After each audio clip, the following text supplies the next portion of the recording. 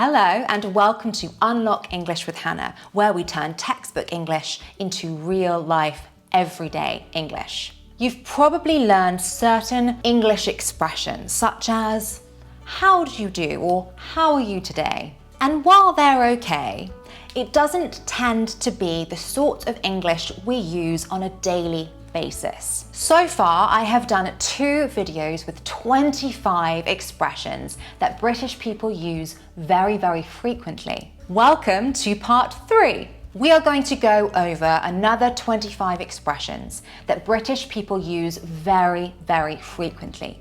These are the sorts of phrases that you would hear on a British street or in a cafe or on a train, the sort of casual language and fast language that British people use on a daily basis. People seemed to find the first 2 very helpful, so if you haven't seen them yet, make sure you have a look at them too. Let's crack on, shall we?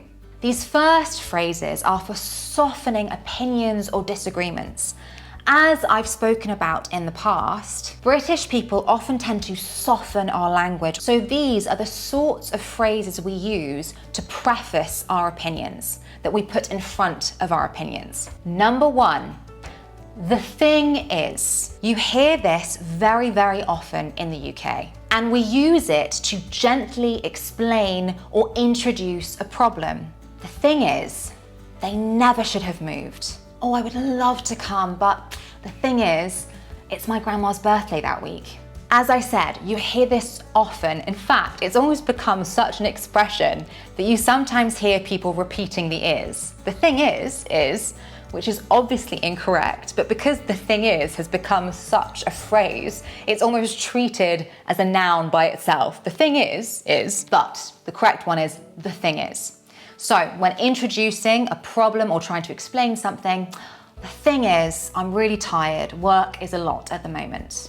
Number 2, at the end of the day. Again, we use this to introduce a conclusion. It means ultimately, when all is said and done. I know it's been really difficult, but at the end of the day, family comes first. We argued a lot, but at the end of the day, it was worth it because we sorted out our issues. Number 3, to be honest, or when written, we can abbreviate this to TBH. This we use when we're about to be direct, to be frank about something. To be honest, I didn't really like the film. Do you want to go to the party? I'm exhausted, to be honest. Can you go without me? Number 4, I reckon. This is a casual way to say I think or I believe. Ooh, I reckon it will rain later. She'll be a big star, I reckon. We also sometimes will ask someone, oh, what do you reckon? That looks like a nice restaurant. What do you reckon? Should we eat there? Number 5, if I'm honest. This is similar to be honest, but we use this to soften something direct we're about to say. If someone says, oh, how do I look in this dress? If I'm being honest, I don't think it's your colour. Obviously though, as a British person, it is unlikely we would say that because we are so polite. If you haven't seen it yet, make sure you watch this video where I go over 15 innately British traits, one of which is our ridiculous politeness. It borders on the absurd, really. So it's unlikely we would even say, oh, if I'm being honest, it doesn't really suit you. Oh, he's a lovely guy, but if I'm being honest, he does talk about himself a lot. Number 6, not my thing. This again is a softer way to say, I don't really like something. Oh, that's really kind of you to invite me to go for a run, but it's not really my thing. He loves camping. Not my thing though. These next phrases are for everyday life and small talk. Number 7, can't complain. This is what we say when someone asks, how are you or how are things going? And it means things are fine. There's nothing to moan about. There's nothing to complain about. How's life? Yeah, can't complain really. Work all right at the moment? Busy, but can't complain. Number 8, same here. This is another phrase you might hear which means me too. I'm boiling. Yeah, same here. I thought that meeting was completely pointless. Same here. Number 9, good shout. This means good idea. Do you want to order a takeaway? Ooh, good shout. I brought an umbrella. Good shout. It looks like it might rain. Number 10, fair play. This means I respect or admire that. She works 2 jobs and she still studies a degree on top of that. Fair play. You cycled here in the rain. Fair play. Can't go wrong. This means it's a safe option. Can't go wrong with fish and chips. Little black dress? Can't go wrong. Can never go wrong with a little black dress. These next phrases are for handling problems. Number 12, a bit iffy. This is when something's not quite right or you're uncertain about something. Oh, I'm not feeling too well actually. That pub food was a bit iffy. With a pronunciation tip, when speaking casually, we often drop the T. So we don't say a bit iffy, we'll say a bit iffy, a bit iffy. Our pronunciation, from that respect, can be a bit iffy. Number 13, dodgy. When something is suspicious, low quality or unsafe, we describe it as dodgy or a bit dodgy. That new club looks a bit dodgy. He's a dodgy bloke, I wouldn't trust him. Number 14, out of order.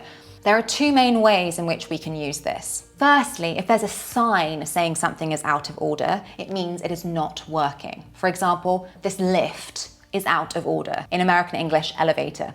This lift is out of order, it's not working. Or this toilet is out of order.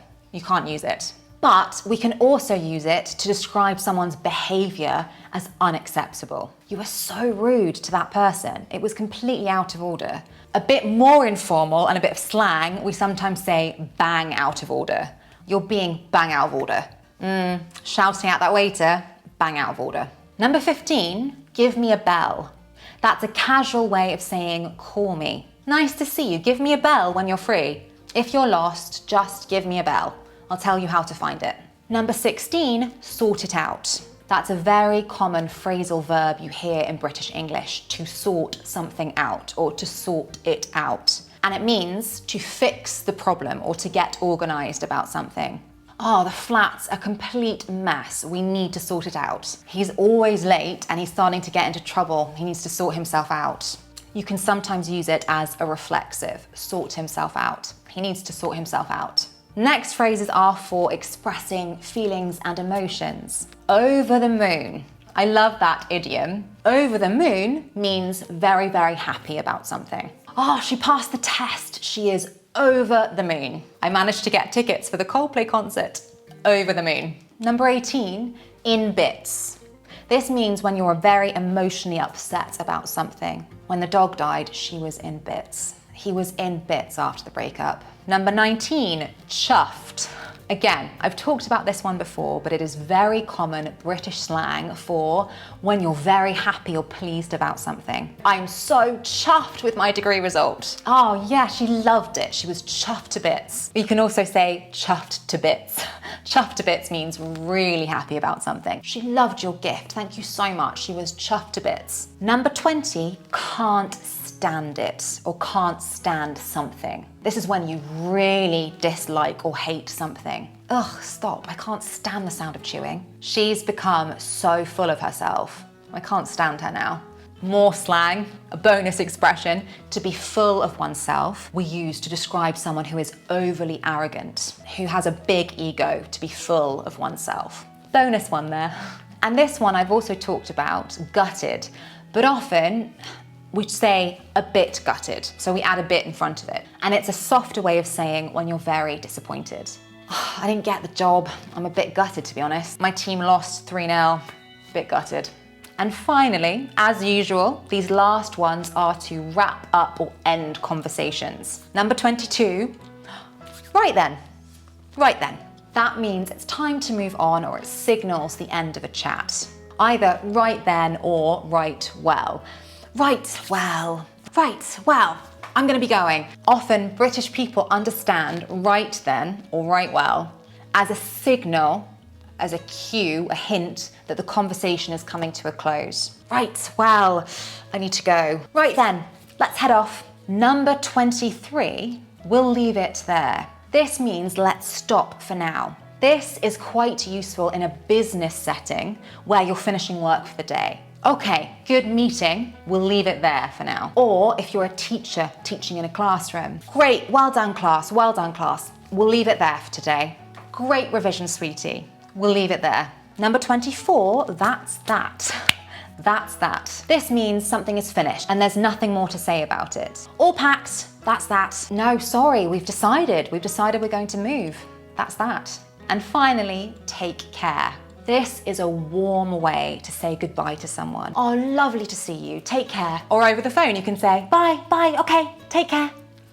And there they were, another 25 expressions to add to your collection, or as ammunition for your English speaking. As I've said before, the sort of English you see in textbooks isn't necessarily the sort of English you hear on a daily basis in the UK. Our English is more casual, it's condensed, and it's quite fast. If you want a challenge, make sure you have a look at this video where I break down why English sounds so fast and give you some tips as to how to dissect it.